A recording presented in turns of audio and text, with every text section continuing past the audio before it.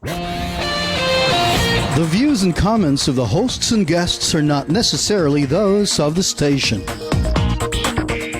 Programang may masayang kwentuhan at tapatang talakayan. May cash prizes at load pa kaming ipamimigay. Saan ka ba? Dito lang yan sa Double R sa Radyo Bandido ng DCRJ 810am ng Radyo Bandido TV. Si Kuya Ricky, At si Kuya Roel ang bahala sa inyo tuwing Sabado mula alas 10 hanggang alas 11 ng umaga. kaya't manood, makinig at manalo sa Double R sa Radyo Bandido.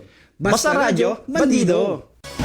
Watch and listen to Double R every Saturday from 10 a.m. to 11 a.m. Airing on Sky Cable Channel 224 and on all DTT boxes. Simulcasting online on Facebook and YouTube.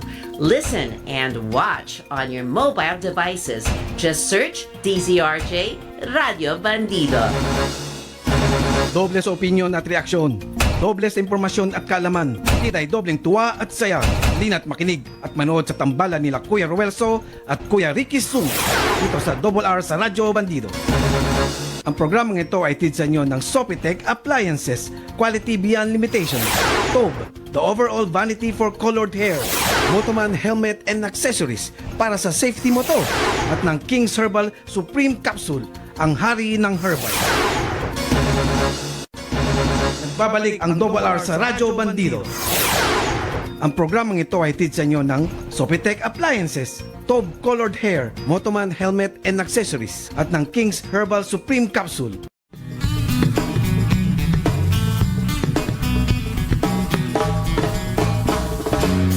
Ako po'y karaniwang tao lamang. Hoy, magandang morning kay nakikinig sa Double R sa Radyo Bandido, ang masayang kwentuhan at tapatang talakayan. Tama bang nakaharap ako sa iyo, Kuya Ren? Tama yun.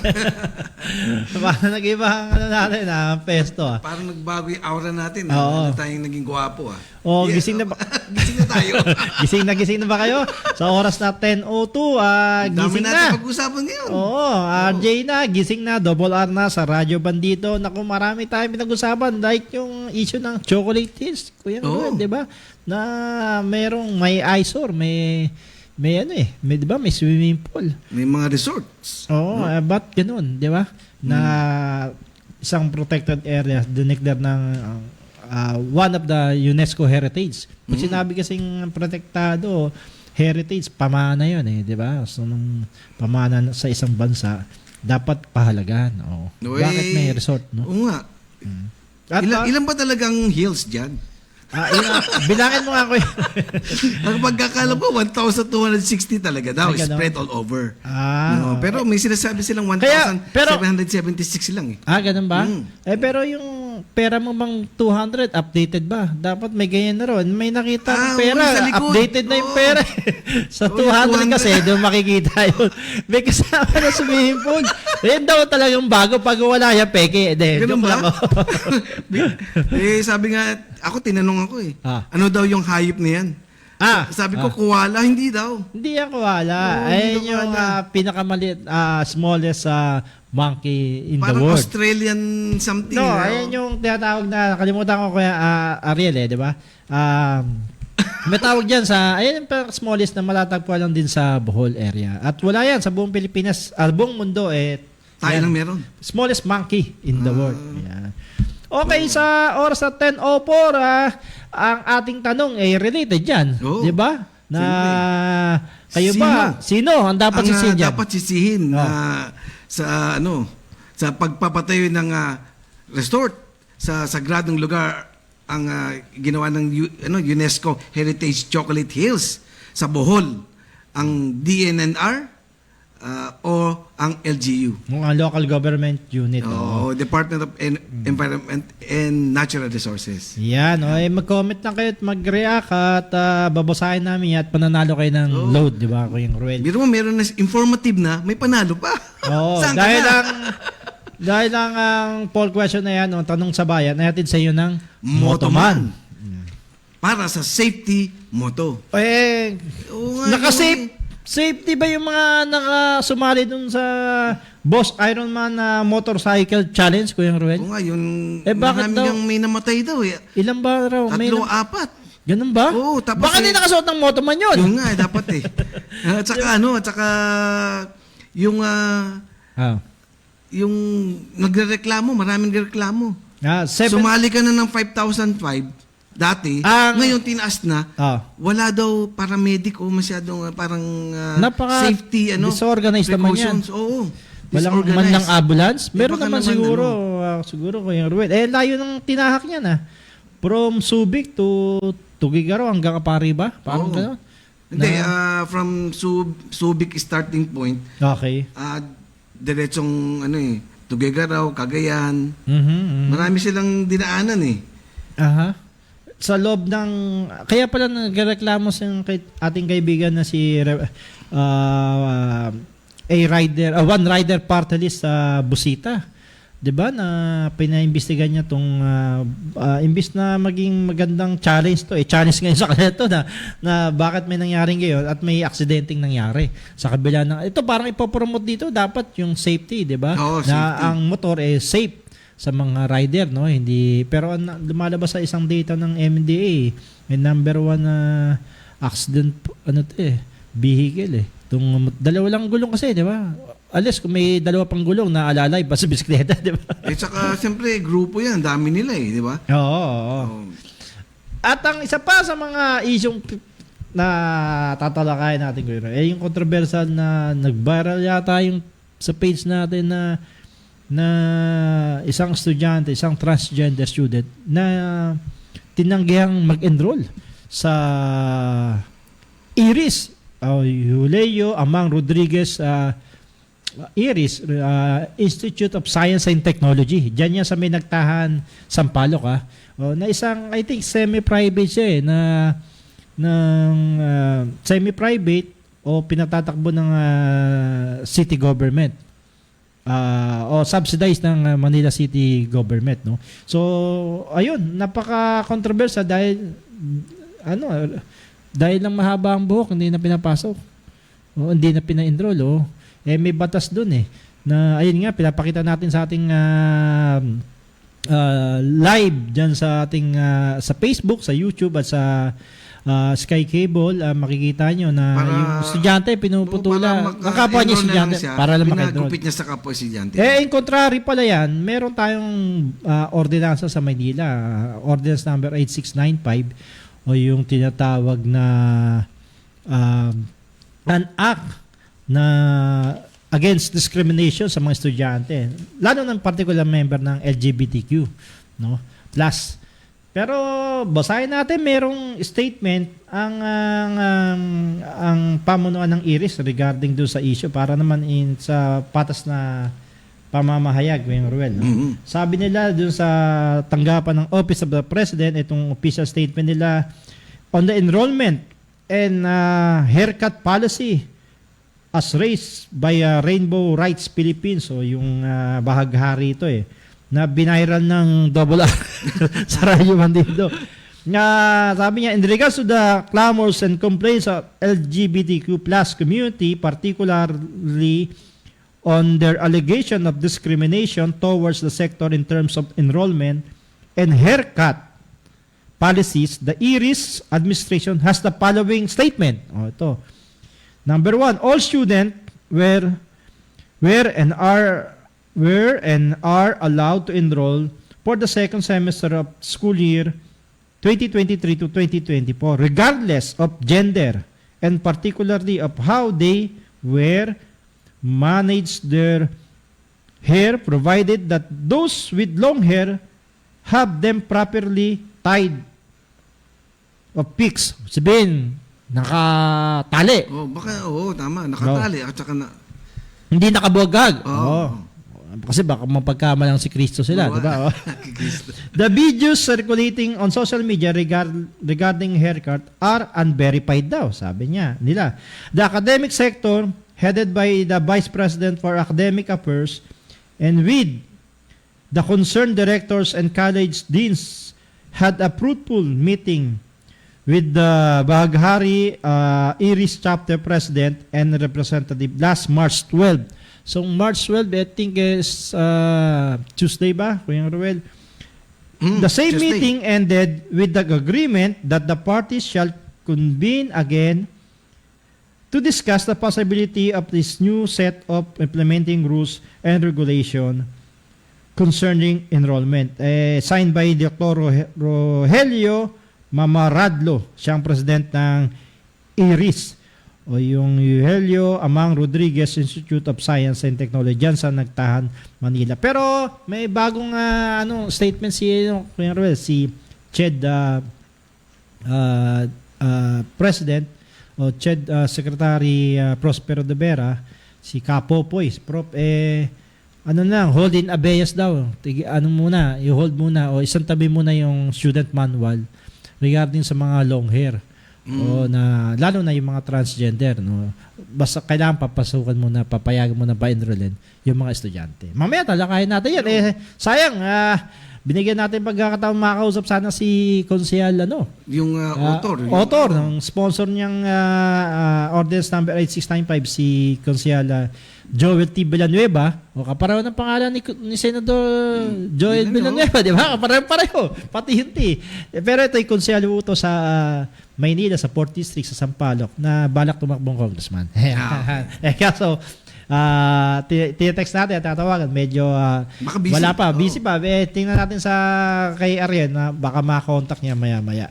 Yan, mainit ho yan. Ano ba sa tingin nyo rin? Bigyan nyo rin kami ng pananaw. Pero umabot na sa 10K ang reaction dyan. Daming shares, more than 9,000. So, ganun din, kalakas pala ang persa. Mas malakas pa ang persa nito kaya sa kay Pastor Paulo. Kukunti na yung nag-rally na sa Liwasan Bonifacio. Di ba? Bayad pa. Bayad pa ba? Ewan ko, nagreklamo, di ba? Sinabi lang, narinig lang natin yun. Narinig lang natin na nagreklamo. Na hindi nabayaran. Hindi nabayaran, parang 50 pesos ata o 200, galing pa 2,000 nga 2,000 nga bilang ba? malaki nga Ayun. Ay, nako. Anyway, basahin lang natin na itong mga ulo ng mga Pilipining balita nitong nagdaang linggo. Ito na nga, si DNR Secretary Maria Antonia Yulo Loizaga, sinisi ang Sablayan LGU na hindi dapat bigyan daw ng building permit ang Captain's Peak Resort sa kawalan ng Environmental Certificate Compliance o ECC. Samantang Senadora Nancy Binay, hiniling na i-demolish ang Captain's Peak Resort. Paimbestigahan sisimulan na ng Senado. Department of Justice, suportadong panukalang batas na nagbabayad ng kompensasyon sa mga biktima ng maling paratang o konbiksyon sa ngayon. Sa ilalim ng RA 7309, mayroong 1,000 hanggat 10,000 lamang ang makukuha ang danyos sa mga biktima. Mamaya, talakayin din natin. Talakayin natin ito. Yung sa Skyway na nag-wrong lane, binangga na, nakulong pa. Pastor Kibeloy, sumagot na sa show cause order ng Senado. Hindi haharap dahil hinatulan na daw siya. Guilty dito. Ganun ba? Kasi appointed sa Diyos siya, ba't mo siya paharapin naman, Kuya Romel? Di ba? Pero si Cristo, umarap kay Poncio Pilato, di ba? Umarap. Natulad nga, di ba? Pero ito hindi. Sinabi nga niya, doon kayo na forgive them, for they not know what they are doing. Yeah. Nagbasa ka ngayon, ha? Alam ko yan ka naman, DSWD, nilipat na pamamahagi ng ayuda sa mga assistant to older person o ATOP program sa mga senior citizen. Ito nilipat sa National Commission on Senior Citizen na pinamumunuan ni Attorney Franklin Quijano na nakausap natin to noon, di ba? Hold in abeyance muna ang student handbook na nagbabawal sa mga lalaki na makapasok sa school na may mahabang buhok. Ayon kay CHED Secretary Prospero de Vera, sa gitna ito ng kontrobersyal sa IRIS na pinagbabawal ang isang transgender student na maka-enroll dahil sa meron itong mahabang buhok. Yeah. Ito maganda, good news in relation din. Ito yung anti-no permit, no exam policy sa mga eskwela, lalo na sa private. Isa nang ganap po itong batas matapos pirmahan ng Pangulong Bongbong Marcos ang Republic Act number 11984 na iniakda ni Senador Bong Revilla. Aba, nagtatrabaho pala sa senador. Pero good news po yan, ha? Samantalang premature campaigning nais iban ng COMELEC sa 2025 midterm election sa kabila ng pagbasura ng Korte Suprema sa Panera versus COMELEC ng disqualified ang isang kandidato dahil sa premature campaigning. Kasi parang lumalabas, wala namang premature campaigning. Pero ngayon parang, kasi nga dahil nga dito sa Pinera versus Comelec. Mamaya talakayan din po natin. Dami natin tatalakay. Movie director na si Jade Francis Castro at tatlong iba pa inakusahan na lang nanunog ng isang modern jeepney sa Quezon ay pinalaya na ng korte. Kampo ng direktor handang balikan at kasuhan ng mga pulis na umresto sa kanila. Hot pursuit doon, tapos inaresto wala namang, basta identify, paano kung ituro ko na lang bigla parang medyo, ito pinalaya na ng korte mismo, walang kaso. So, ibig sabihin, balikan nila yung pulis. Qualified sila doon sa bibigay na pagbintang. Samantalang substandard na helmet at iba pang produkto na walang PS mark, pinagsisira ng Department of Trade of Industry. Ayon kay DTI's Assistant Secretary Amanda Nograles, seguridad at kaligtasan ng consumer ang nakataya dito. Kaya nga dapat maingat. Mag-motoman ka, may PS mark yan. Bukod doon sa mga helmet na pinagpipisa nila ng DTI, kunyari, may mga inidoro. Yun ang mahirap. Substandard. Biro mo, uupo. Kakalangkot naman talaga dami, di ba? Ang hirap nun, di ba? Tsaka yung mga Moda Black Chair daw. Hindi, totoo. May naupuan ako, bumagsak ako Ako rin. Pinagtawanan pa ako bumunta ako ng Makati Precinct Station Police Station Umupo ka? pag upo ko, bumagsak. Hindi ka kinulong. Kasi dami sa property. Hindi ba? Reckless imprudence. Ito nakakalungkot In serious matter, kumpirmasyon ni General Ranulfo Sevilla sa Commission on Appointment, hinarang ng asawa at anak dahil sa pananakit at pang-aabuso at hindi pagsustento o nagsustento daw pero 2,000 lamang kada buwan. Magkano ba sahod ng General, Kuya Ruel? Ito yung mga 300. Hindi ako General General Electrical. Pero kasi ang sweldo ko lang nasa 16,000 plus Ganun ba? Pero sinusuportahan ko pamilya ko 5,000 naman. Kaya nga ikaw hindi ka pa general. Ba't ito general? Pero ako general problem dapat ma-question nga to, maharang talaga. Hindi lang maharang. I think sa akin para tanggalin na to sa service general kasi 'di ba pag sinabing general o kahit na simpleng sundalo, officer and gentleman ka. Officer and gentleman ka. Pero ito, you must act as a model, di ba? tas ito deputy pa to. Director for operations sa area ng Nueva Ecija yata to. At nagpapakumpirma sa Commission of Appointment. Dapat tingnan rin nila yung karakter nito di ba? Nanakit ka ng asawa, hindi ka nagsustento, 2,000 lang i-general ka.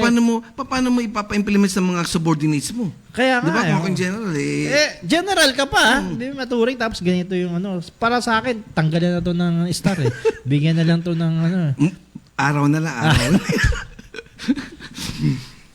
Ombudsman, binawi ang suspension ng 24 na empleyado ng National Food Authority, kabilang ang mga kawani sa NFA region ng Antique, Cabanatuan at NCR region. Binawi na sabihin, nakita nila na walang kasalanan. Kaya nag-implement ka tapos binawi mo pa, labang bawi. Diba? Dadami sa bindan. Pero kasi nga, iniisip dito, 130, diba binasa natin na 138, parang wala na yung players. So, binalik. Wala na magtatrabaho sa NFA. Heat stroke break. Mabuti pa. Pinatutupad ng MDA sa kanilang mga traffic enforcer dahil sa matinding init na nararanasan ngayon. Samantalang ang DepEd hiniling sa mga para na buksan ang lahat ng ventilation upang hindi makaranas ng init ang mga estudyante. Ang vacation break pala ng mga estudyante sa public schools is May 31. Tama ba? May 31. Tapos ang open ng classes ngayong school year na 2024 to 25 is July 29. Pero mapapaaga. Mapapaaga. So, ewan ko sa private ganun ba ang Hindi sa private, hindi ko rin alam. No? Pero ito nga, mapapaaga sila. May 31, bakasyon na. Bata. Pero, sino man pumalit sa MMDA na yung in charge dito sa Metro Manila? Bakit? Wala na ba si Artes?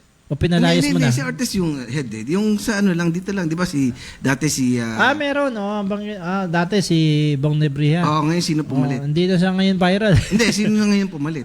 Meron Nakalimutan alam bakit? Dati, pag dumadaan ka ng Abad Santos, di ba? Papasok ng Chiang Kai-shek ng Philippine Cultural. Sa Maynila yan, Sa Maynila. grabe, sobrang traffic. Alam mo bakit? Oh. Yung dito sa school, hinaharangan, nagka-counterflow, yung mga tricycle, lahat, pati nga police station 2, nung substation, puro nagka-counterflow. Ano ba ang ibig mo Oo. sabihin ko yung ibalik si Ngayon, Bong Nebria? nung sila yung bagong pumalit, Ah. nag-station ng MDA doon. Ganun. So, nakausap ko nga yung Okay. enforcer ng MMDA, Belo yung pangalan. Sabi, sir, kasi kailangan na namin mag-station dito dahil nagkaka-traffic. Dami ng sobrang complaint. pasaway, ang daming pasaway. So maganda pala. Huwag tayo ibalik si Bong Nebria. Wala ko sila. Okay. Ang bakasyon ng mga estudyante, Binagita mapapaga. natin. Basta na. Sa sport, Legacy versus Legend. Ito ang pagsisimula ng labanan ng Letran versus Perpetual Health College sa Game 1 ng NCAA Junior Basketball Championship na gaganapin sa San Juan City. Naglalaro na raw ngayon yan. Kasama ba si Cianzo dyan sa ano ba yung yan? Junior? Ano ba?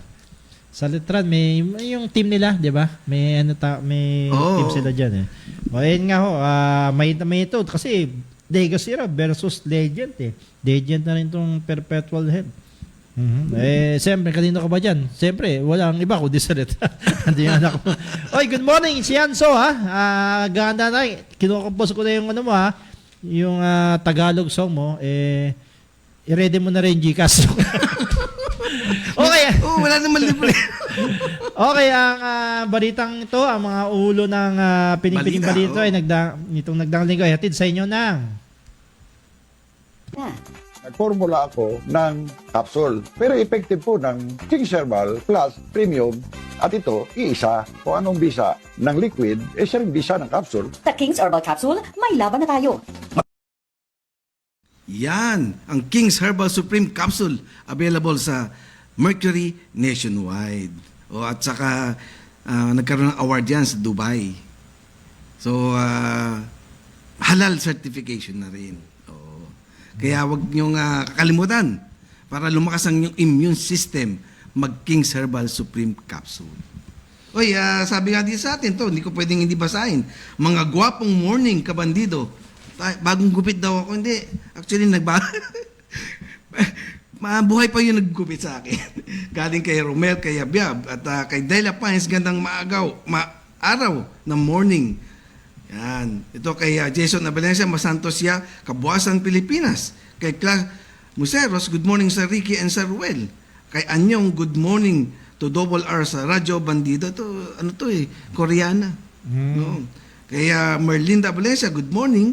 Mga LG daw, both municipality and provincial at ang DNR. Dito sa tanong nating sinong dapat sisihin.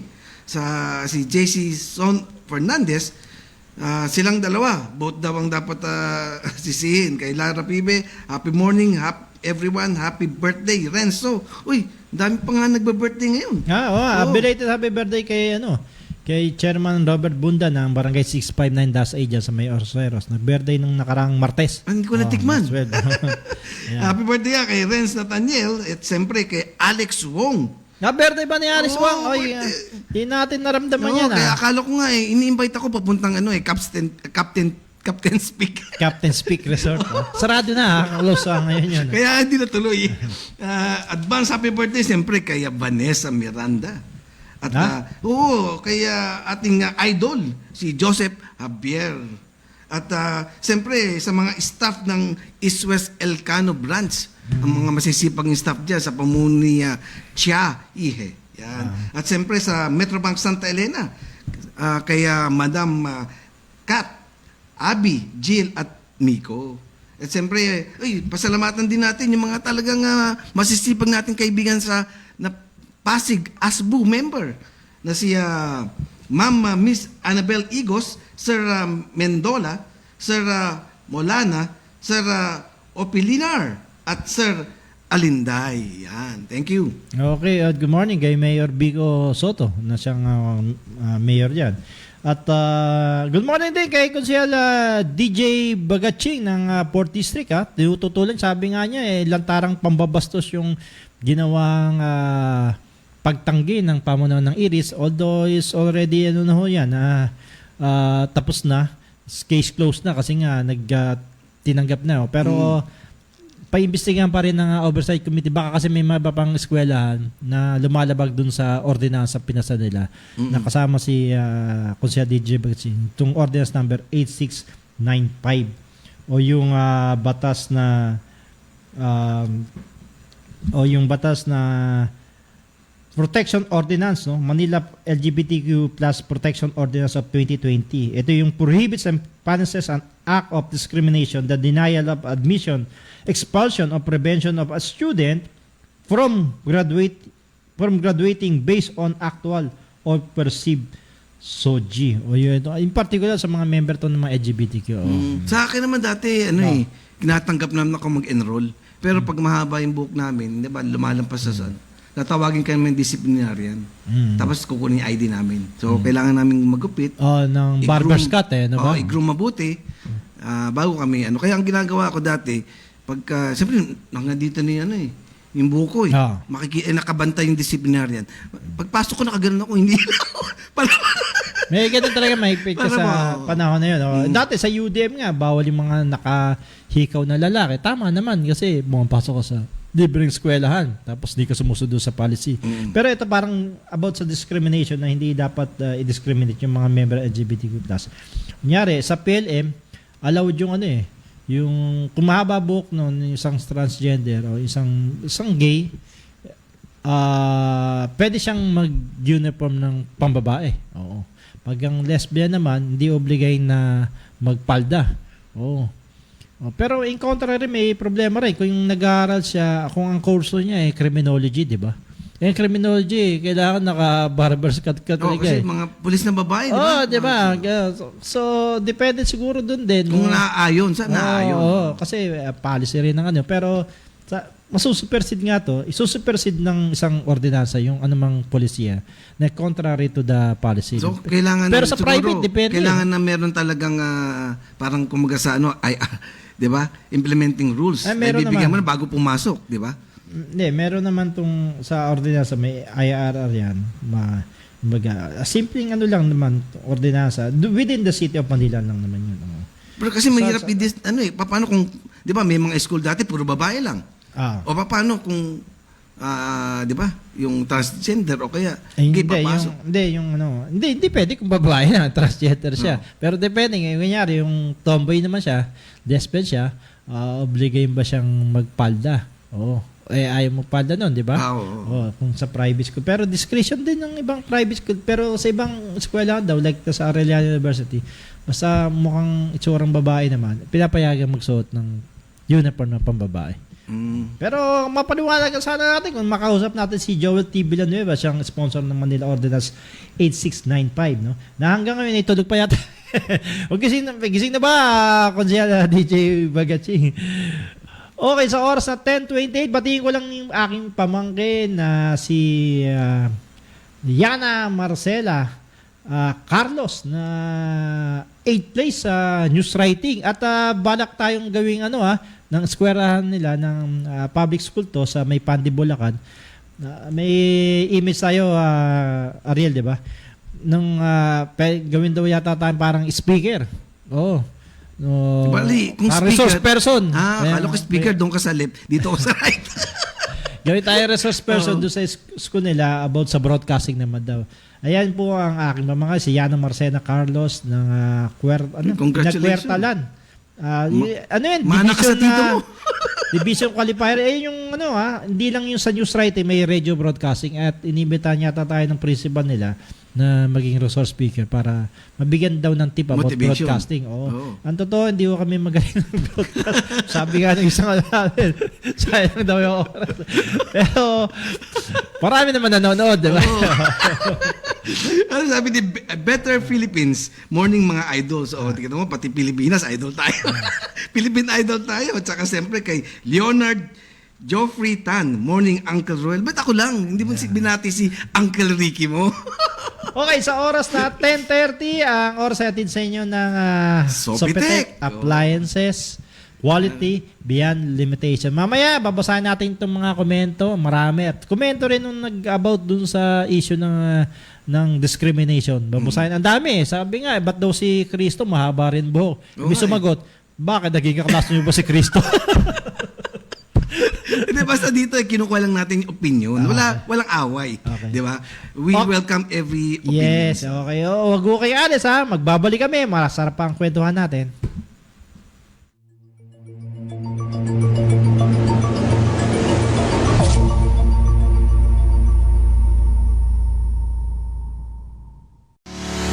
If you like listening to our stations, DZRJ 810 AM and RJFM 100.3, there's no excuse not to listen anywhere and wherever you want.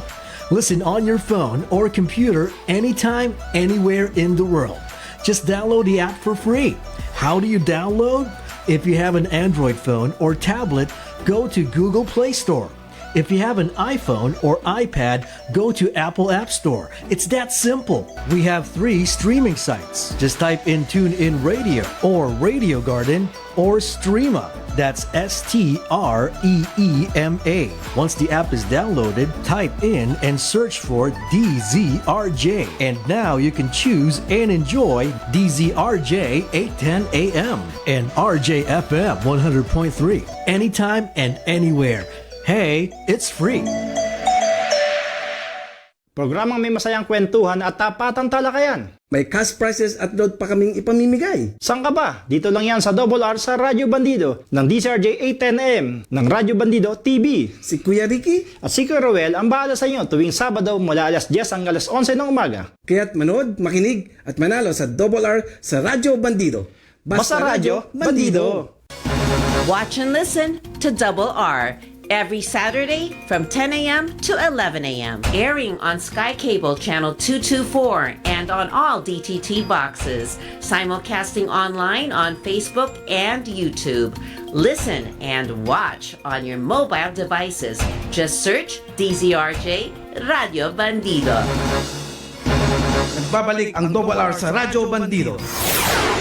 Ang programang ito ay hatid sa inyo ng Sopitech Appliances, Tob Colored Hair, Motoman Helmet and Accessories at ng King's Herbal Supreme Capsule.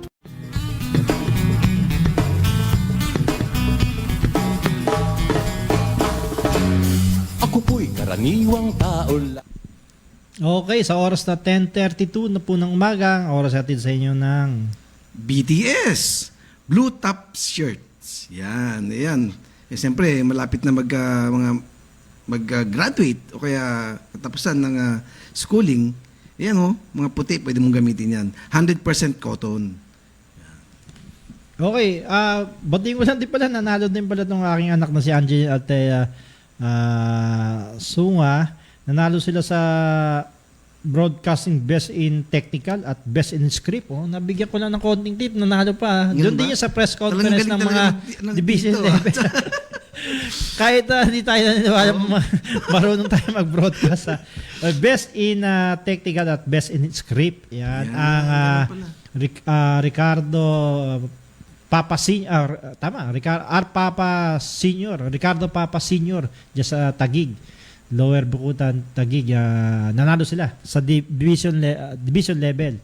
Kasi lahat ng yung nakaraan yan lahat ng mga school, Kuya Ruel, pagsasanayin sila ng mga broadcast, news writing, photography, competition sila lahat para matuto yung mga campus journalism in short, parang gano'n. Sasabihin ko nga pala, hindi research ko yung hindi pala Koala yun. Hindi rin pala talagang Philippine tarsiers. Yan yung smallest tertiary yun. Smallest primate yun. Okay, bigyan natin ibang number Dalawa kasi binigay na number ni Konsehal. No.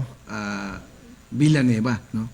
Ito bigay natin kay Sabi nga pala ni ni Ako Ikaw. Good morning po sa lahat. Happy birthday sa poging-poging panganay ni Sir Ruel. Siyempre, kung ano yung puno, siyempre siya yung bunga. Okay. Ano sabi? Hindi daw matawagan si Konsehal Villanueva. May ibang number ba? May binigay na tayo number.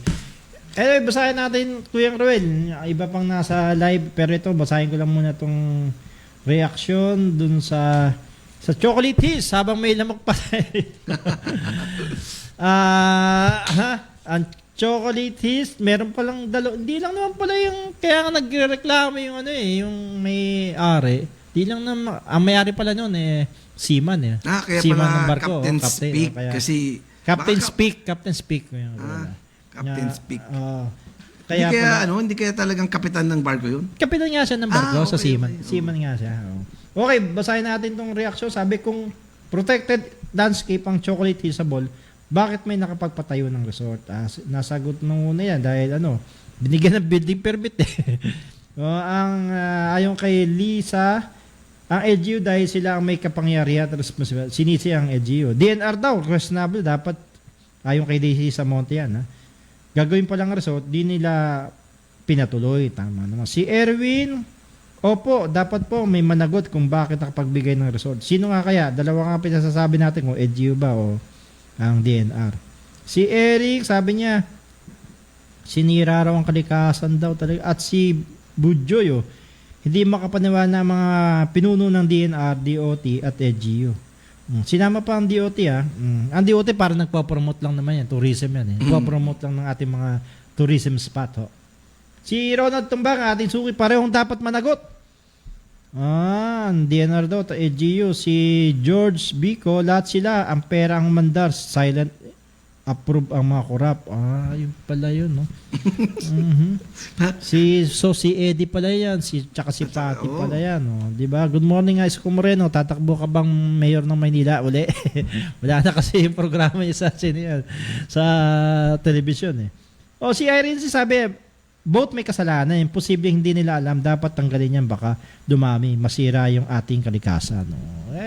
Paulit-ulit na yan. Kinakanta nga ng asin yan. Di bali ng raw. Di masama ang pag-unlad.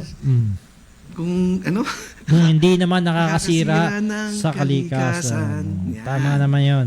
Si Leonard Tan, sabi niya, both are responsible. Si Banaya sa both, paano pinayagan? Magpatayo. Hindi ho Chinese nagpatayo ng Pinoy baka mula sa dagat tumunto na dun sa Okay, si Joanna, sabi kung sino pa nag-allow sa pag-construct, sabi niya. Si Bashir, mga kawani raw ng LGU. Diba?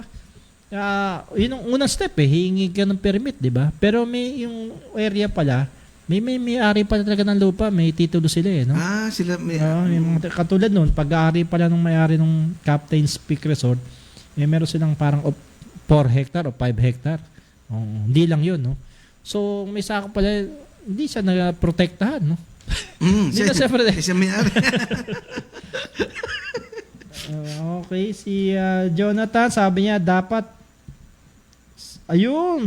dapat daw zipline na lang o kaya skyruns para maraming dumayo. Nga, no? Magandang suggestion din yung Kuya Reyes, zipline.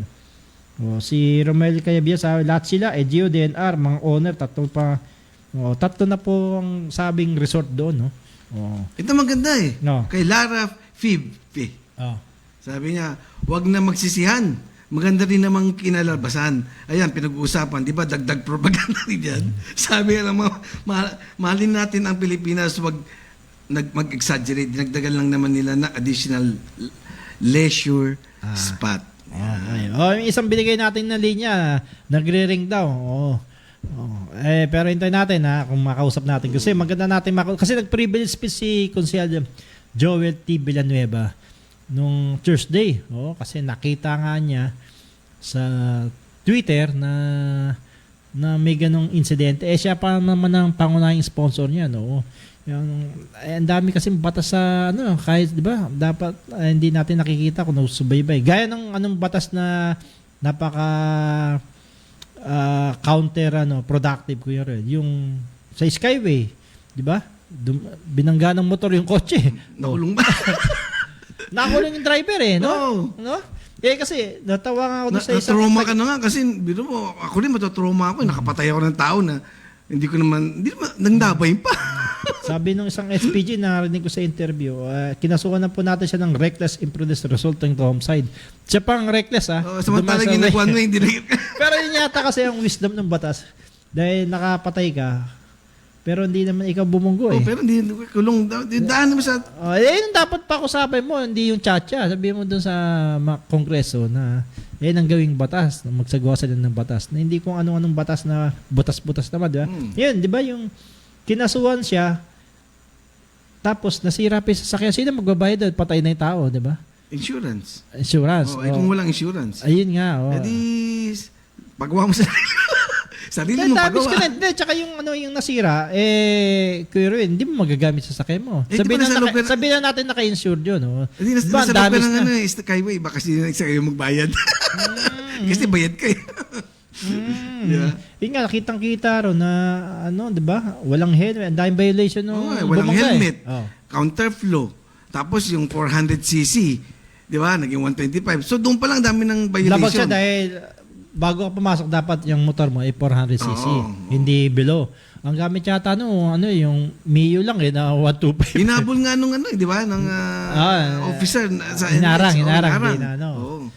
At lasing pa nga, di ba? Tapos binangga. Kaya na-trauma raw yung driver eh. Ayaw Diba? na mag-drive. Ayaw na mag-drive. Siyempre, kung ikaw ba, nakapatay ka di ba? Iisipin mo yun hanggang sa pagtulog Ayan dapat ang asikasuhin ng ating mga babatas, yung batas na yun, di ba? At saka yung wrong accusation o wrong conviction na arrest o di ba na may batas naman pala doon pero napakababa lang pala 1,000 hanggang 10,000 ang Pero daming once na ang daming nakulong danyos ka, na-accuse ka ng wrong accusation, sinira na yung buhay mo.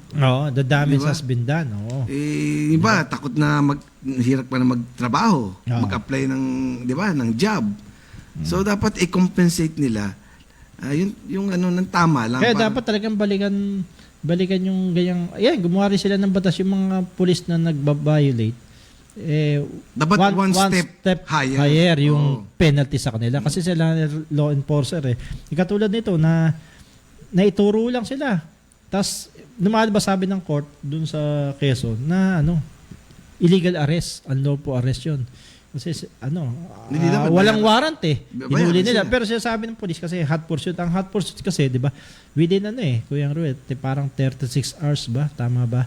Na, 24 to 36, pag may krimen nangyari, pwede mong arrestuin yung tao kung saan magpunta. Pero after that, hindi na. After that, hingi ka na. O kaya, sasayalim na sa preliminary investigation. Di ba, paano kung tinuro ka, nakaupo ka lang, ito po.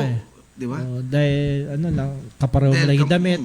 Medyo, ayun, nakalaya na sa si akin, movie director. nakaupo ako, tinuro ako agad, dinampot ako agad. Anong kaso mo kuya? Sabi niya, meron daw akong violation. Display of good looks in public. So, wala akong magawa Sa oras na 10:43, ang oras na siyempre atin siya ng TOB, the overall vanity for colored hair. Okay, sa dami pa ng mga komento natin si June Vicente. Paano po silang may kasalanan? Pera na lang yan lahat. Dapat daw hipuin sila at kalibitin ng Panginoon. Pero marami din resort near Chocolate Hills, di ba? Marami din. Marami rin ba? Di pa nakapunta dyan, Kuya Roy. Lotok River Resort, Isla Hayay. Pero hindi naman doon mismo sa Chocolate Hills. So, ayun pala. Balikan natin may 45 minutes pa si Konsehal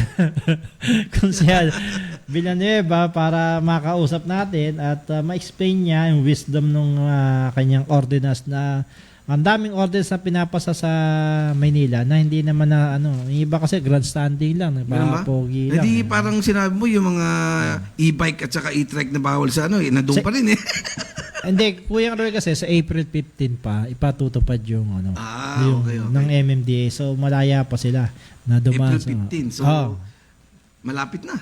Lapit 2 na weeks, rin. 2 to 3 weeks na lang. Na ipatutupad na yun. Bawal na yung mga e-trike sa mga binanggit na kasama ng Top Avenue, MacArthur Highway, NLEX, SLEX, diba? Bawal na.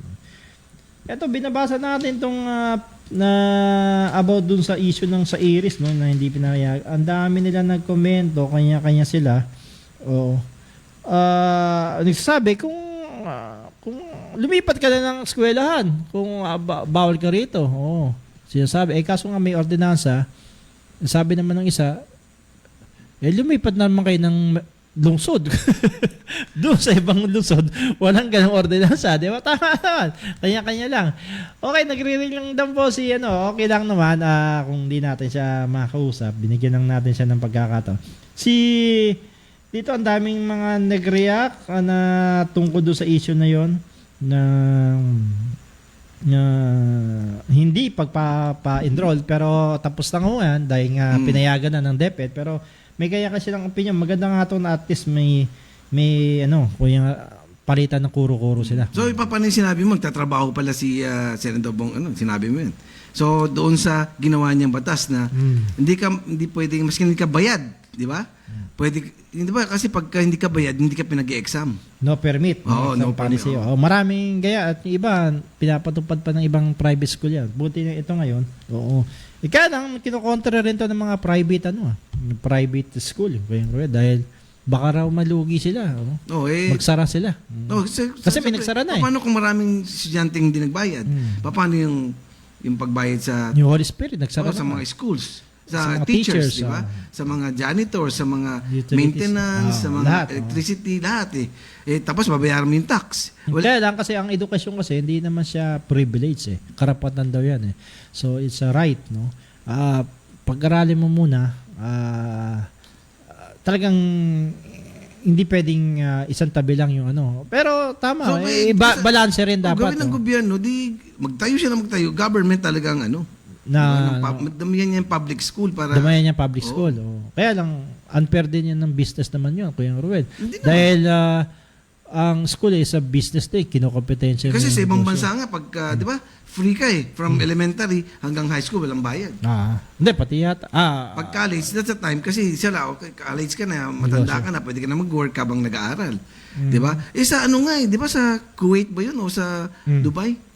Lahat supported by government ang pag-aaral. Kaya nagkakaroon lang yung literacy rate nila mataas.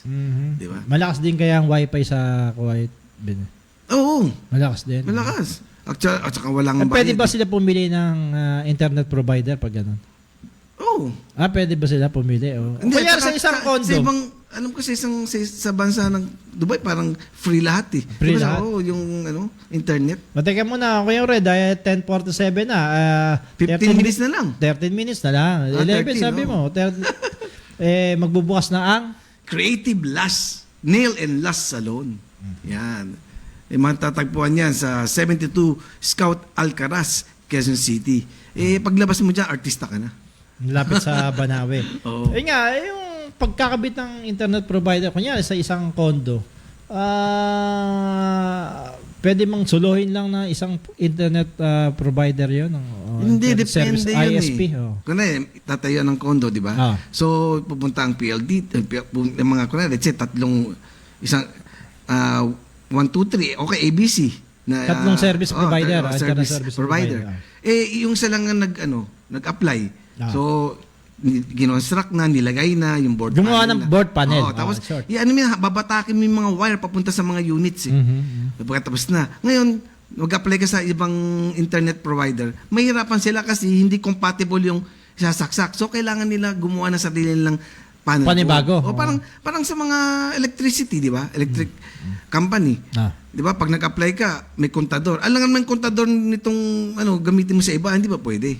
So, okay, pumayag ka na maglagay ng panel board. Paano naman yung wire from panel board papuntang sa mga units? So, ang hirap. Dapat habang kino-construct, hindi pa mag-start pa lang mag-construct, nakalagay na, meron na sila talaga nakaabang.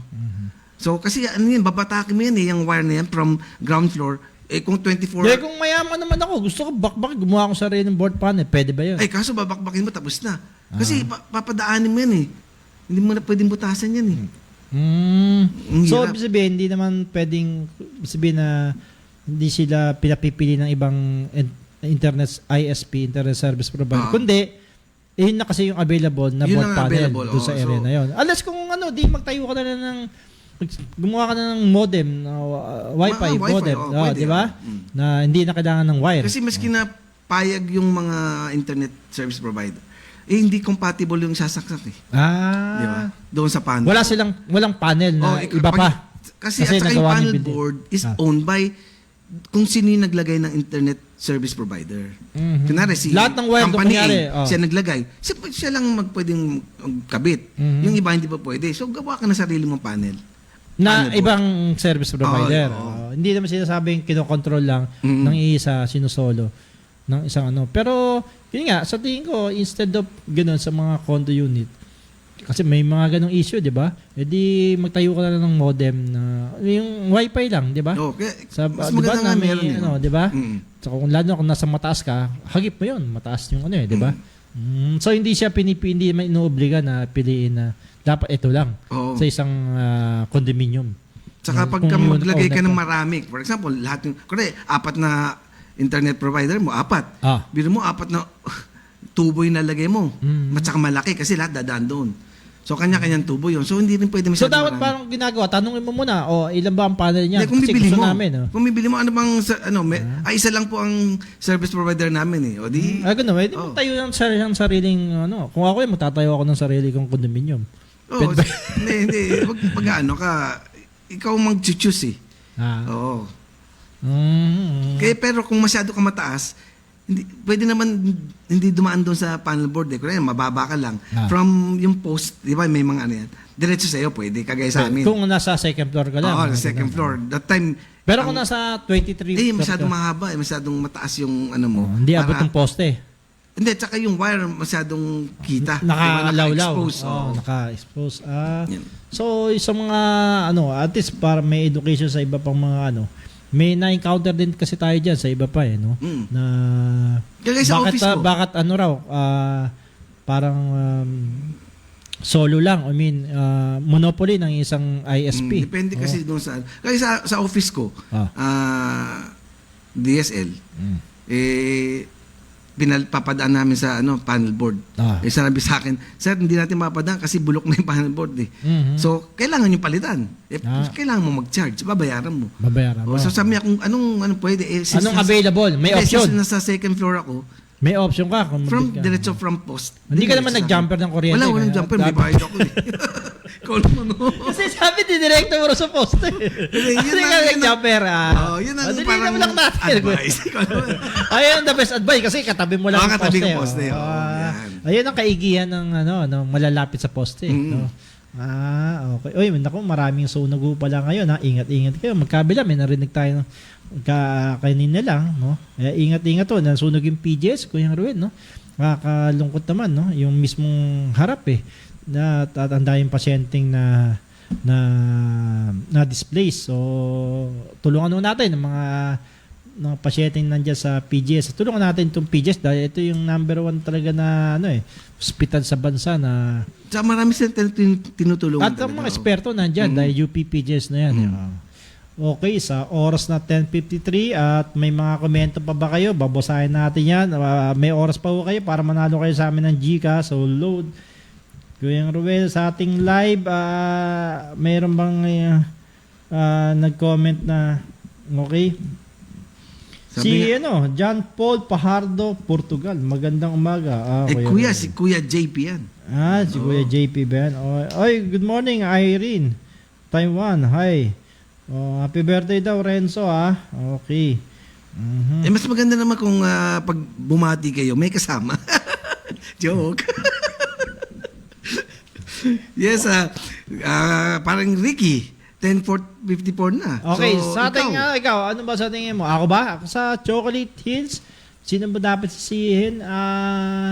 Base dun sa nabasa natin unang-una talaga dapat LGU kasi sila yun nakakasakap ang DNR, ang daming sakap nationwide di ba? Mula Apare hanggang Hulong, hanggang Tawi-Tawi although may mga regional naman ng DNR pero sila yung mas nakakaalam. Ang totoong mas nakakaalam nga dyan yung barangay yun ang basic dun di ba sa barangay kilala yung mga tao-tao ron bago itayo yun hingi mo na ron ng clearance sa barangay tapos sa LGU paano na issue ng sablayan yung mayor doon ng sisihin yung LGU pa kaya inimbestigahan ngayon ng ombudsman moto proprio yung mga tauhan dyan sa LGU sa magkanong halaga Magkano usapan? Hindi, may peso bit, ay hindi, meron permit naman eh. Ay, kaya nga, in-issue nga ng permit eh. Paano na-issue ng permit? Kasi siguro naitayo siya na hindi pa dinedekdan ng UNESCO. Tama ba ako? Parang ganun eh, na hindi pa siya UNESCO heritage. O hindi pa siya lang protected area. Pag sinabi ko sa protected area, dapat walang anything na makakasira dun sa kalikasan. O. Ganda nun eh, chocolate hills eh. Ang nakakain ko lang, chocolate, pero yung hills di pa eh. Di ba? Nakapunta ka na ba dyan, Kuya Roel, sa Bohol? Hindi, nakita ko lang sa picture. Sa Akala picture ko nga, mga maliliit lang yan na chocolate hills. Malalaki pala eh. Marami. Ilan yan? 100 no? Hindi, alam mo ba, ito. Hindi naman 1,000, Kuya Roel. Diba? Baka naman mali yan. Nung nag-aaral ako yun. Ang dami naman yan. Actually, sabi nga nila, parang 50 square kilometers ang bawat chocolate hills. Ba't kaya nagkabundok-bundok ang elevation yan? niya, 120 meters. Okay, di ka Pero ilan nga, ilang ang bundok, ilang hills siya? Parang alam ko 1,260. Walang ganun. Tapos yung parang spread is 1,776. Yun ang... ba? Yun ang... Tignan mo nga. Hindi yan. Pero sa akin, ikaw, sino ba dapat si lagyan na lang ng lagyan na lang ng cable car para umiikot sa buong buong Chocolate Hills, 'di ba? Tapos bawat gustong may bayad para ma-maintain mabuti, mayroong funds, 'di ba? Base sa Google ni Ariel, there are at least 1,260 hills, no? Tama ako. 1,260 hills. But there's maybe as many as 1,007. Siguro yung musbong uli, gano'n. Yun? Pwede ba yun? Musbong na bundok-bundok. Hindi kasi yung mga bundok naman talagang volcanic eruption sa ilalim yan. So lumalabas yung lava, di ba? So sa labas nagiging siguro ito naman ibang klase. Ang hills ang tawag na burol ba? Ang tawag sa Tagalog eh. Di ba? Ano siya, hindi man siya bundok eh, Kuya Roel. Ano siya, yun nga, burol na mataas-taas at magandang tingnan kaya nga na kakaiba, no? Parang yung sa ibang during summer, brown siya eh. Pero talagang mga nature yan, green talaga. Kaya nga sa akin, dapat panagutin niya dahil dapat secret kasi nga siya protected area siya. Yung Great Wall of China ba, pwede ba lagyan ng swimming pool yun? Kasi Great Wall of China is owned by the government. Ikaw nagsabing yung Chocolate Hills, may mga property na may property nakakuha na eh. Nakakuha sila ng nabenta sa kanila yung mga gano'n. Sabagay, meron akong nakita. Scammer ba yun? Pati yung budok, binibenta eh. May titulo raw siya eh. Ganun ba? Mas matindi yung kakilala ko. Ano yun? Pati dagat may meron siyang title? Oo. Matindi pala yun Kaya nga kita, nilagyan na, nireclaim na. Oy, mga taga-Iris sana mahinto na yan at tingnan natin kung anong kahihitan ng investigasyon ng Oversight Committee ng Manila City Council at sa pamuno ni Kuya Vice Mayor Yul Servo at mga nila Konsehal Joel Villanueva na sabi hindi makontak at si Konsehal DJ Bagaching para itong mga issue na ito at least maganda yung nire-raise niyan para magkaroon ng awareness sa mga tao na dapat walang ganon, walang discrimination regardless of even that hindi lang LGBT, regardless of faith or religion or anything, kahit na character hindi yung sa aming character pala, iba yung kung ugali yun sa bawal ka rito. Anyway, kayo rin sa oras 10:15 magpaalam ka na. Hindi na bubunot ka. May nag-text nga, hindi ba kayo bubunot? Bakit nagmamadali ka ba? Ani, mang bubunutin namin. Oy, si J.S. Morales, si Joe Felipe, nanalo. Direct message nyo lang kami. Si George Bico. Si George Bico, pang-5, si San Gabriel, nanalo At ang pang-anim po, ako, ikaw. I-direct message na kami sa aming fanpage sa Double R sa Radyo Bandido. Paki-follow nyo naman at paki-like ang aming page na yan, Double R sa Radyo Bandido. Kuya Arwel. Yes, salamat sa lahat ng mga listeners natin na hindi nagsasawa. Every Saturday, 10 to 11 a.m. Okay, pagaling ka, Angeline Alte, Okay, good morning. Maraming po salamat sa Siyempre, huwag nakalimutan, susunod ng program natin. Ano? Kay Max Hindi pa ngayon. Hindi pa ngayon. April pa ngayon. Nawala ako na-excite Sa next month pa yun. Good job, Philippines. Yan. Okay, maraming salamat. Good morning, Binis. Bye-bye. Happy weekend po. Ang programang ito ay hinitid ng Sopitech Appliances, Quality Beyond Limitation. Tob, the overall vanity for colored hair, Photoman helmet and accessories para sa safety mo to. Ng King's Herbal Supreme Capsule, ang hari ng herbal.